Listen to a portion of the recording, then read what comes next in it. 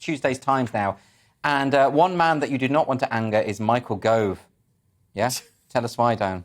Well, wait a minute. I thought this was to do with the Imam losing his government role. Yeah. By Michael Gove. But Michael Gove is the one who was... Oh, sorry. Sorry, I was being cryptic. It's You were. It's something I like to do on a Monday.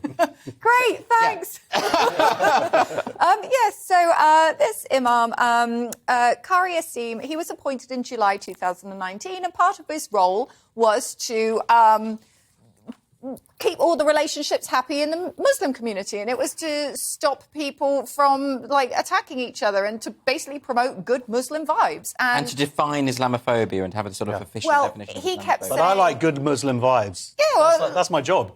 Good Muslim vibes. Just like to put out those good Muslim vibes. You do. That's what you do. You just put out good Muslim vibes. But this guy, he was basically saying that the film was disparaging. Right. And this is The Lady of Heaven, the film that has been pulled from a number of cinemas across the country. Following protests, which, looking at the footage, were quite intimidating, I have to say. The protests look very intimidating. And what is ironic is that the couple of people who did actually go went, it's a little long and a bit boring. Oh, yeah, the reviews haven't been great necessarily. Yeah, the reviews have panned it.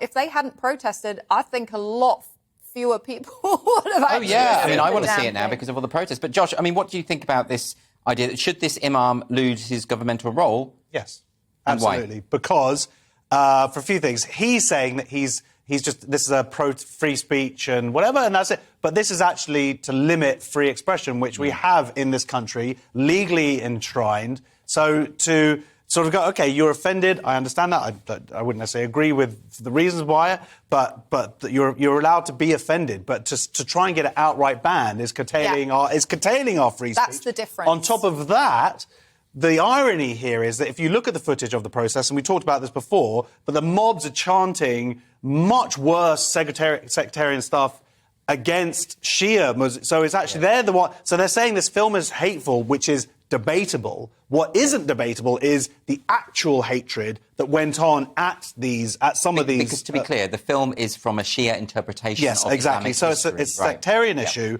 And what's interesting is here in the Times, finally, paragraph 3. They've actually said it, because you read all these articles before and you'd get to the final page and it would sort of say, this is what the problem was. Yes. Well, they've got it straight away here saying it's a point of disagreement between Sunni and Shia Muslims. Absolutely. Thank you, Josh, for clearing that, because I think that's a really key aspect. It's a key aspect of it, and they're finally now talking about it as opposed to what it seemed like it was before, like a non-Muslims criticising Islam, which had nothing to do with that. Yep. Josh monitoring the media as ever with his keen, beady eyes. Now,